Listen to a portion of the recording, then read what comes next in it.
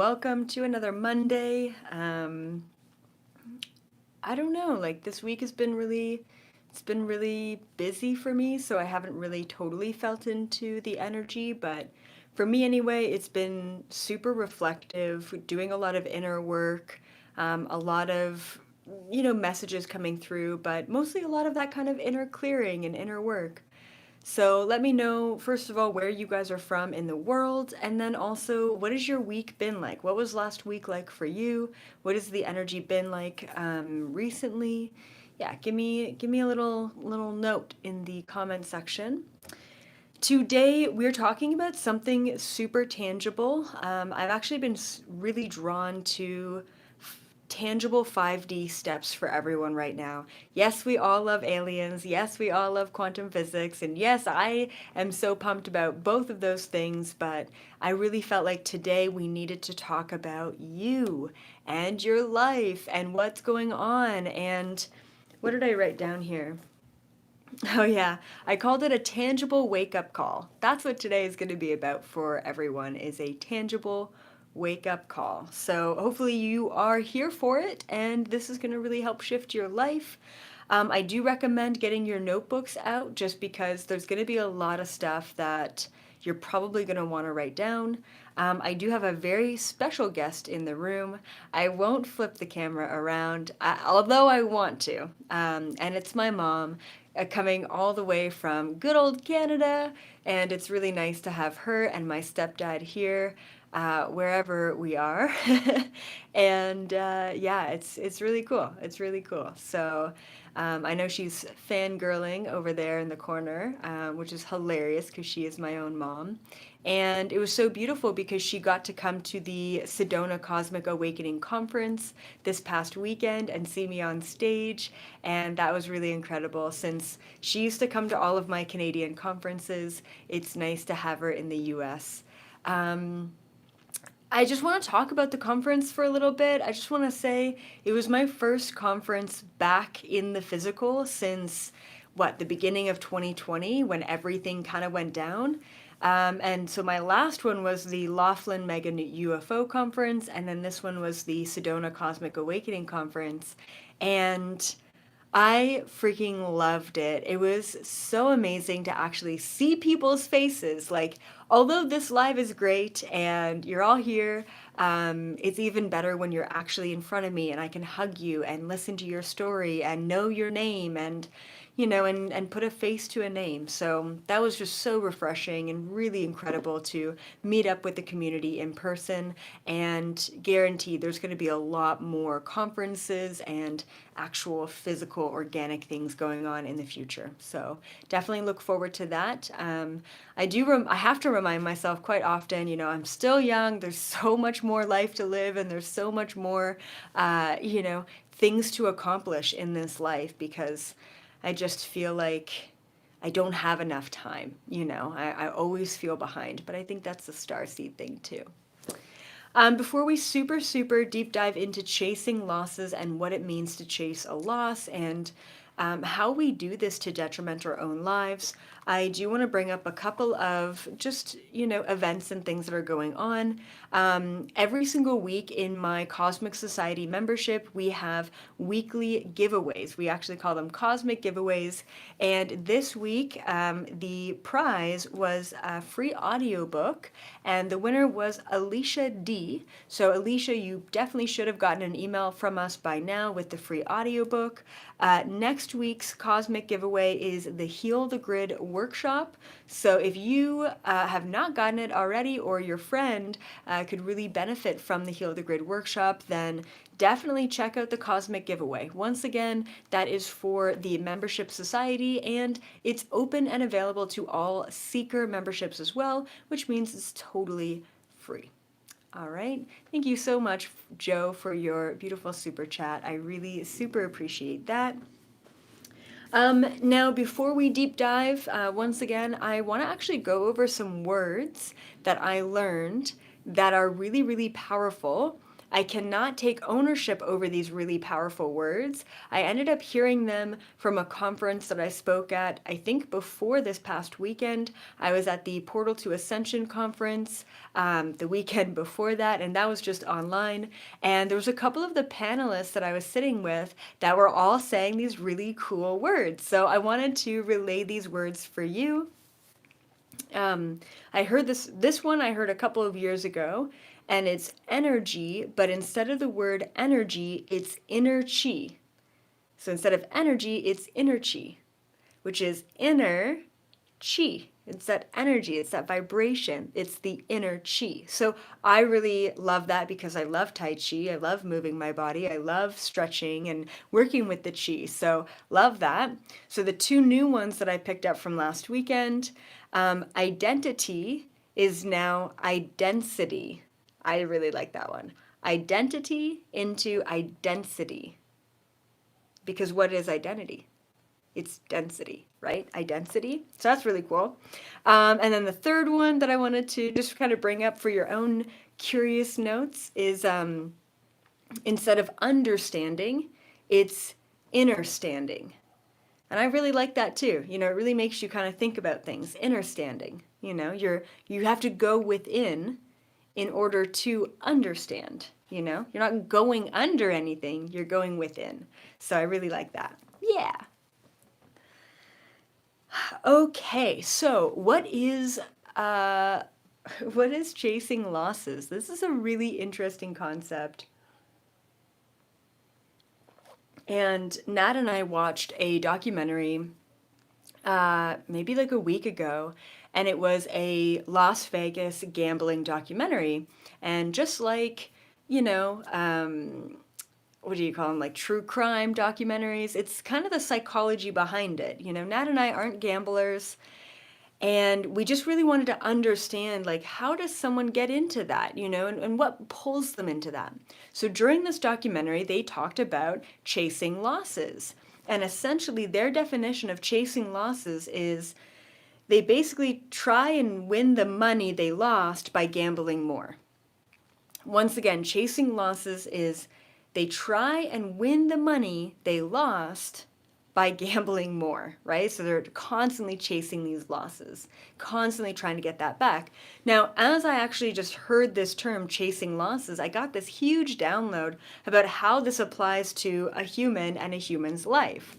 So the way that I kind of, you know, interpret it or look at it or perceive it is when a human being is committed to life, and the more that we do to commit to a certain timeline, the more we feel obligated to attach ourselves to that timeline and therefore the end goal or the expected outcome of that timeline. So think about going to school, especially post-secondary school, right? University, college, whatever. And thank you so much, Phil, for the for that beautiful super chat. So if you go to university and you're maybe 2 years into a 4-year university college degree or what have you, you have spent so much time, you have spent so much energy, you have spent so much money getting to that point, but you're like, you know what? It's just not my passion. It's just not working for me. You know, this really isn't aligned to me. And so you have a decision to make. Are you going to move forward on that same path and just stick with it? Or are you going to back out and lose, in maybe a psychological mind, everything that you just put into it? Now, in a spiritual sense, I believe chasing losses is you're chasing what doesn't work only because you feel obligated to it. And what happens when we feel obligated to certain timelines is we double down. So, for example, if you're into university, you're like 2 years into a 4-year thing, you're like, you know what? I can't back out. My parents, they're riding on this. There's too many expectations. I have to keep going. I put too much money and effort into this. I'm just going to follow it through. And you know what? Instead of just following it through, I'm going to double down. I'm going to go ahead and go for my doctorate after this too, or go for my master's after this too, or go for my PhD after this too, right? It's like we so badly want to convince ourselves that that is the right direction, that that is the right path. And of course, there's guilt and shame and embarrassment in understanding that that might not have been the right path, but we chose that. And that sucks that it's not the right path.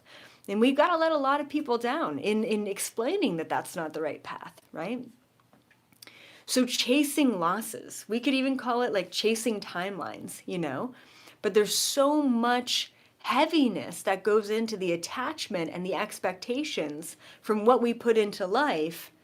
And everyone just kind of assumes that that's where you're going, that you either double down and just go for it, or you back off completely. I wanted to talk about this topic particularly because last week during the double day of coaching calls, I, obviously was channeling for a bunch of people and realized that I don't want to say everyone, okay, but there's a lot of people right now who are really in between doubling down, locking it in, and moving forward, or backing off completely and going a different way. You, my friends, are at a crossroad in your life, which is a beautiful and yet so entirely painful place to be in, is that crossroads. I know, I get it, I've been there. So I want to explain a double down situation that I was in about 4 or 5 years ago. And it was with my ex, my very last partner. And, really good guy, like really good person. So the first kind of piece of obligation in that relationship is he basically saved me from a not so great relationship. And yeah, I'm not even going to go into that relationship, but basically this guy saved me and it felt really good. It felt safe being around him. So I'm like, oh my goodness, like this is what safety feels like. This is really nice and I haven't had this, so I'm going to be here. That was kind of my first locking in of a timeline or obligation. And then the next step was let's go ahead and build a life together. Let's move in together. Let's share finances. Let's, do all these things together. And every step you take moving forward down that timeline, there's more effort, there's more energy, there's more expectation, attachment, money. You're just adding to the pot every single day. And so that really kind of builds this energy of obligation. I'm obligated to stick with this path because this is what I chose and I'm here right now. And then it got to a point where I was having like really bad anxiety and I didn't know why I was having this anxiety just at random moments in time in the relationship. And I started to kind of question, maybe it's being in the relationship. Maybe something that's just okay isn't good enough. And then I felt guilty for thinking that I deserved something more than something that was just okay. Well, I mean, he's not abusing me. There's nothing wrong. We're really great friends and roommates. I mean, why not just stay here? And I feel like kind of a dick to be like, well, this isn't enough for me. But what is? And are we always going to go for the grass is greener on the other side? And I know that there are some of you who are sitting there thinking, yeah, I'm in the same position. I'm thinking the same things. And I have a solution here for you, okay? And then I got to a point where for about 6 months I was back and forth. Should I stay? Should I go? Should I stay? Should I go? And I was so sick and tired of being in between that I doubled down. That I said, you know what? We should get married. That's a great idea. I brought that up. That's what I thought I wanted. Why? Because I felt like we put 3 years, 2.5 years, whatever, time, energy, love, materials, money, whatever, into the pot. Okay, cool. This is the timeline. This is good enough. So we decided to move forward with that. And now here, what are we doing with planning a wedding? We're finding venues, we're finding dresses, we're putting money down on caterers, right? What are you doing in a crunch time of engagement is you're putting more time, more energy, more money, more obligation, more expectation, more attachment into the pot, into the timeline. You feel heavier and heavier and more trapped. Now, I was able to set intentions and kind of break away from that timeline and realize that that wasn't the highest vibrational timeline for me. We're going to talk a little bit about that. But I just want to say, side note, I can only imagine what some of you are going through, whether it be a job that you've been in for 10 years, or a friendship that you've had for 25 years, or maybe it is a relationship, and maybe you are married, and you know what? Maybe you have 3 kids. I mean, the amount of time, energy, effort, creation, it's just all amplified, especially when you have kids. The guilt, the shame, the societal pressures, all of that can be a lot. All right? Yeah. So here's what I want to say. And as always, as everything, take it or leave it, all right? I'm not some psychology major. I'm not here to even give you advice. I'm here to just kind of relay my experiences and let you make a choice. That's what it really comes down to. So,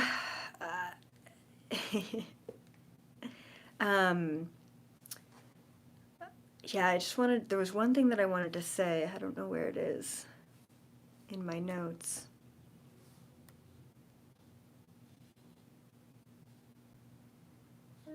Yeah, like I have solutions for you, but oh yeah, it was just in my mind. Hold on, I just have to get it back.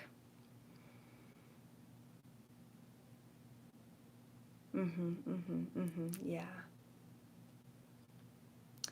Okay, here's what I've experienced. Once again, huge, huge, huge emphasis on take it or leave it because your life is your own, all right? Super important. So when you think about grass is greener on the other side and, I've got a choice to make and is it going to be better and am I a dick for asking for it to be better than this? You would never actually question if it could be better than this if it was the best that it could be. I'm going to repeat that. You would never question if it could be better than this if it was the best that it could be. And you, my friend, deserve the best that it could be. You deserve an amazing spiritual life and connection. And likewise, you deserve an amazing human experience here on this planet. You deserve that.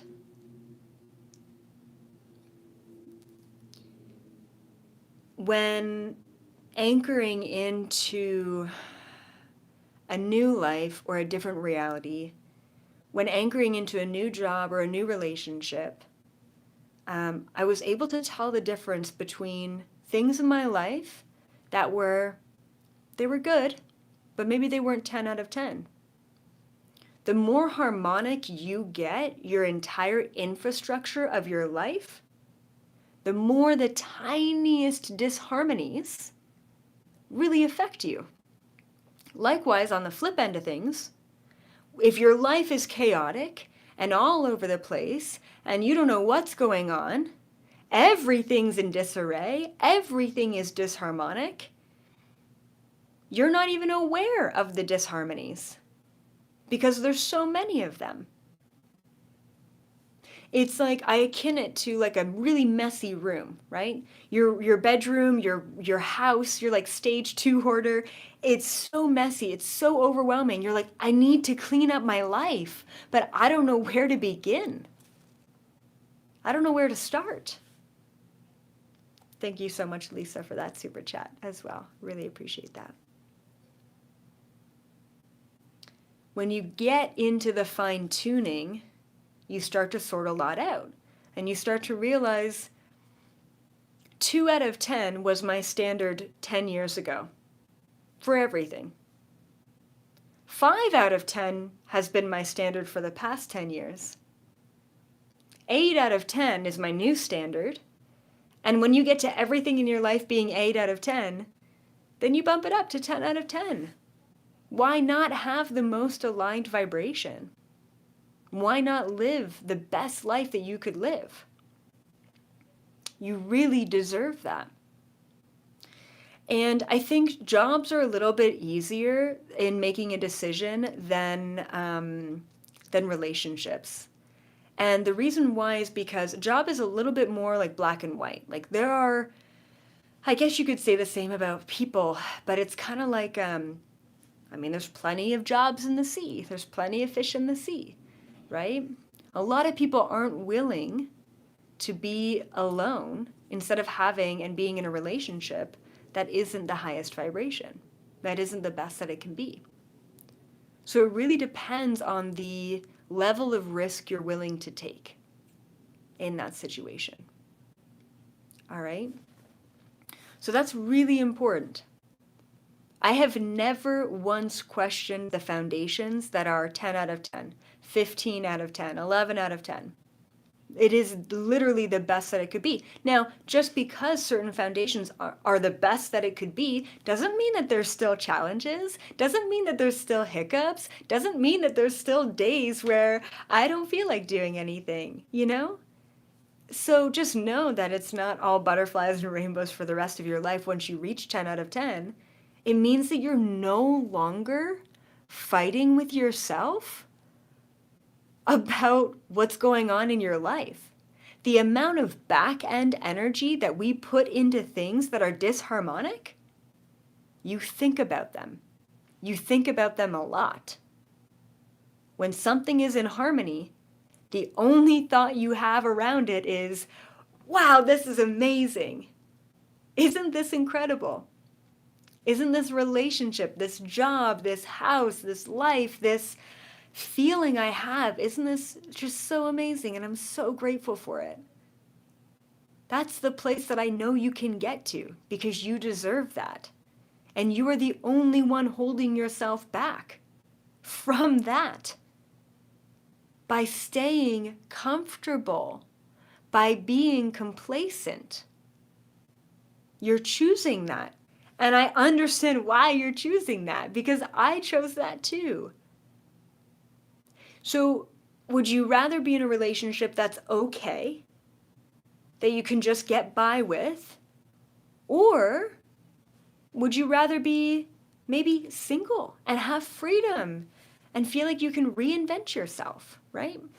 It's not just about relationships, about many things. But I find relations are the hardest to break away from.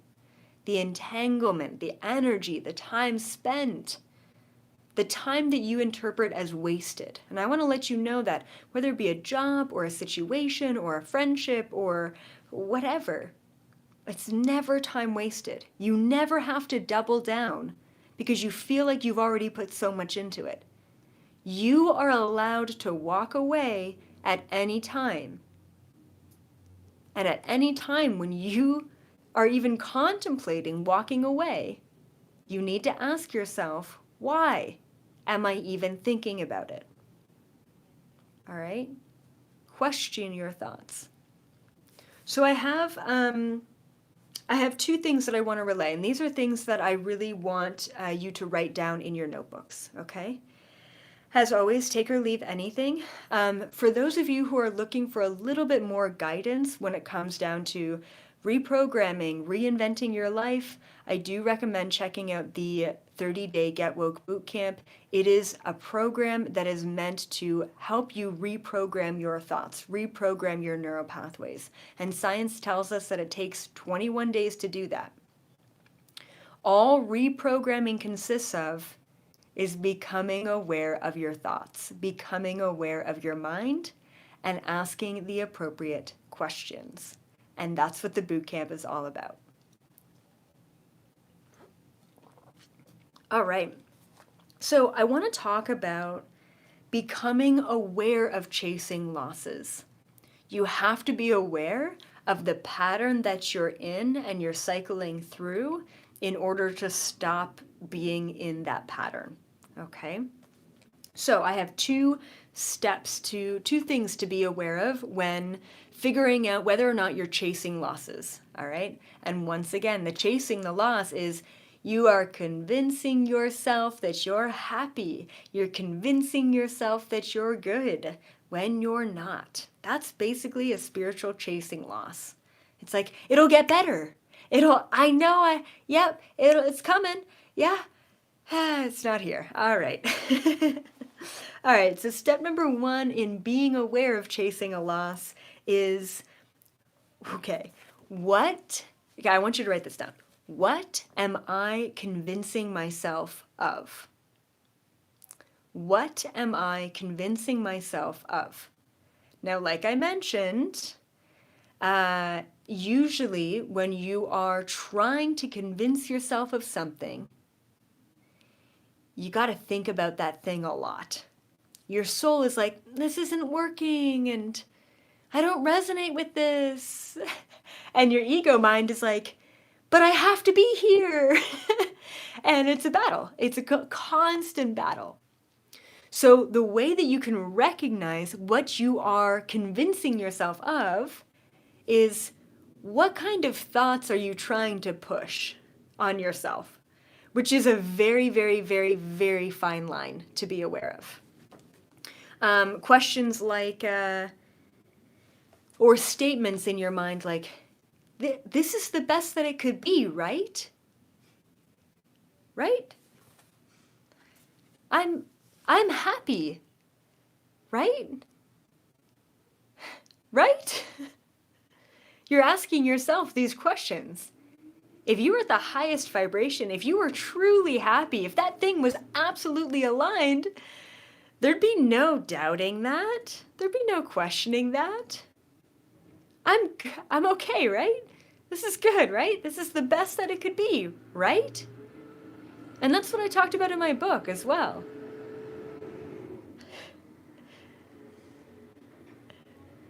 We convince ourselves that we're happy. That's what we do. So what are you convincing yourself of? What are you spending a lot of focus on? I really want you guys to think about that. All right? You may not be aware of it right here, right now, but maybe after this video, maybe a week from now, you're going to catch yourself convincing yourself of the reality that you think that you deserve, because it's the best that you could get. All right, number 2 is, if you're having a very hard time, I'm sorry, I'm not used to a live audience. My mom's, I think she's trying to hold back a sneeze. I don't know. All right, if you're having a hard time looking at what you are convincing yourself of or not, then I really want you to pay attention to the disharmony in your life. For me, the disharmony came through as anxiety attacks. It would be the randomest moments, like, sitting on the couch. I'm sorry, my mom's having a great time over there. Yeah, so look for the disharmony in your life. Look for the anxiety. Look for the aversion. Look for the apathy towards things. Like, a good example is, I haven't called my friend in like a month. Why is that? Yeah, I feel exhausted every time I talk to her, or, I feel a little bit anxious, like I feel obligated to call her. That's not a harmonious vibration.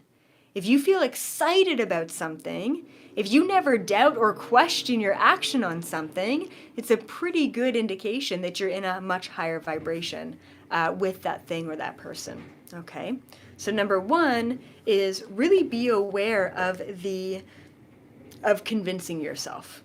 What are you convincing yourself of? And step number 2 of like awareness in the loss chasing is really be aware of the disharmony. Be aware of the anxiety, all right? And then that way you can pinpoint the things that aren't working in your life. And then I have 3 steps to help you realign to the highest vibration in the things that you are chasing after, the things that you do feel obligated to, all right? So it's not just the awareness, but then it's the change.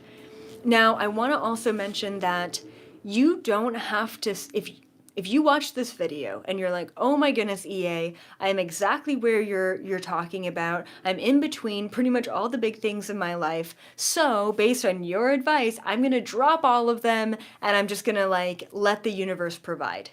I'm going to say whoa, whoa, whoa, whoa, whoa on that and let you know that you don't actually have to say yes or no to these things in your life in order to change them. You don't actually have to make a linear third dimensional decision. Once again, linear decisions are yes or no. Quantum decisions are yes and no, which means that you can still be in the same job or the same relationship and set an intention for the highest vibration. That's what I did in my last relationship. I said, you know what, this isn't working. I recognize that this is the thing that's disharmonic. I'm super complacent. It's just okay, but it's not enough. And my soul is literally like screaming out at me. And I'm finally listening. So instead of saying yes or no to the decision of moving forward in marriage and all of that, I just set the highest vibrational intention. If this is not my path, if this is not my direction, if this is not my highest vibrational timeline and relationship, then please show me it.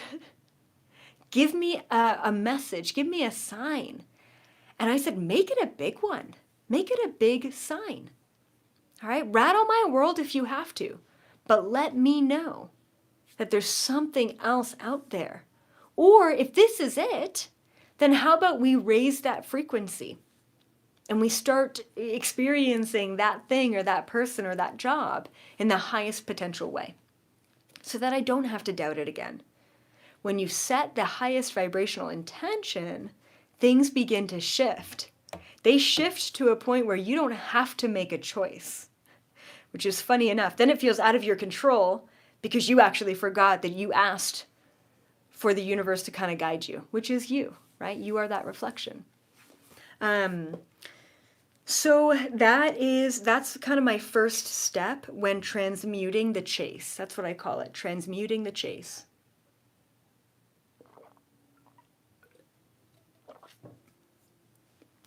Ask for an upgrade.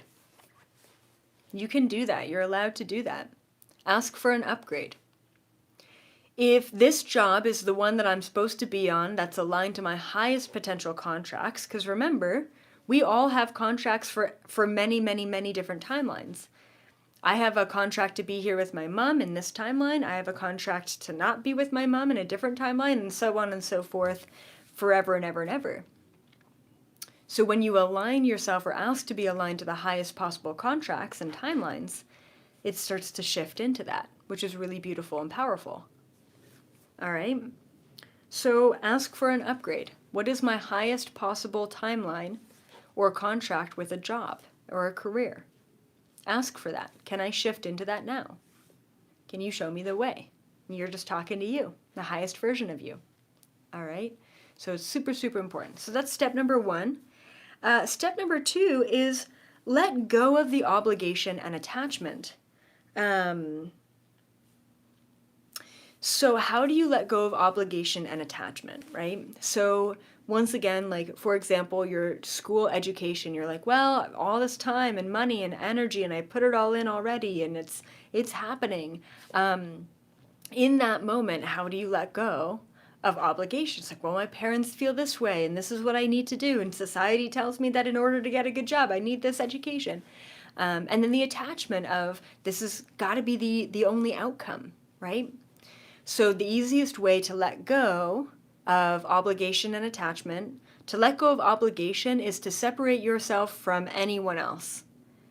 It's about not really caring what other people think. And we've heard that many, many times before. But to really put it into practice, to really live life for you, because no one is you and everyone is you. But to really live life for yourself and to make decisions that are best for you. All right? And then to let go of attachment, this is like, it's pretty extreme, but it's worked for me every single time. To let go of attachment, you go to the worst case scenario. So think about it this way. The worst case scenario, if I were to drop out of my university education halfway through, is that I never end up getting a real job, and I never end up making good money, and I'm just floating along in life. And when you can accept the worst possible outcome of a decision like that, and ultimately have trust that with or without an education, you're going to be happy because that's your ultimate intention, and you can trust that that ultimate intention is going to guide the way. When you can do that, you can move through any decision or choice without obligation and without attachment to the expected outcome. You're absolutely neutral about it, especially when you neutralize the other end of like, I get the education, I get the best job possible, and I'm really happy. That's the best possible outcome, you know? But you can neutralize your attachment or your need to validate in the best possible outcome. You're cruising.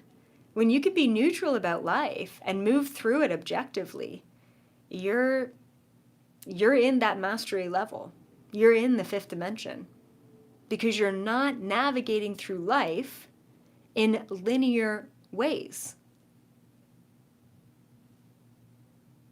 You don't actually have to make any big real choices if you continue to set your intentions in a quantum way. All of this and the kitchen sink can happen as long as I have my freedom, as long as I'm aligned, as long as I'm in harmony, as long as I'm happy. That's what it comes down to. What do you want? Ask for what you want out of every foundational area of your life. Trust that whatever needs to happen will happen. And then you can relax. So, what is one word that you want to manifest? What is your highest possible intention in this moment for the thing or the things or the life in general that you're questioning? What is that? In one word, or maybe a couple words. And thank you, Disney fans, for that. I see time. I used to be very time anxious. I feel that. Freedom on all levels. I love that. Absolutely. Exercise of rights. All right. I love that. Yeah. Being human. Good. The mug. Freedom, connection, beach, trust. Love that, guys. All right. Okay, and then my third suggestion here when really transmuting the chase is refocus the perspective by stepping back. When you're in it, when you're in life, when you're in the attachment, when you're in the timeline, when you're in the obligation, when you're in the expectation, it's really, really, really hard to see through that. Take a step back, realize that all of this is just a giant game, just an illusion, a simulation, whatever you want to call it. And you chose to be here for a reason. Everything's impermanent. Have fun with it. Relax a little. And trust that it will all work out. All right, and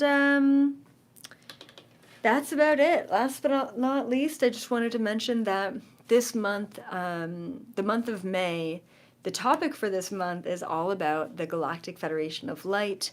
So I have tons of exclusive videos coming out on the membership platform that are all about the GFL. So that's going to be really exciting to deep dive into that. Even the meditation for this month is all about the Galactic Federation of Light. So check that out. Thank you all so much, as always, for being here. Thank you, Mom, for being in the room. Super appreciate you. And until next time, of course, I will see all of you in the fifth dimension frequency. And thank you, Daniel, for that super chat. Yeah, so keep up the good work, everyone. I just want to say I'm so grateful for all of you. I feel totally rejuvenated and connected since coming back from the what was it, the conference this past weekend, and it was just so nice seeing people in real life and giving hugs and hearing stories. Yeah, I just love it so much. So I can't wait to see all of your faces. That'll be really great one day. All right. Have a good one. And of course, I will see you as always in the fifth dimension frequency.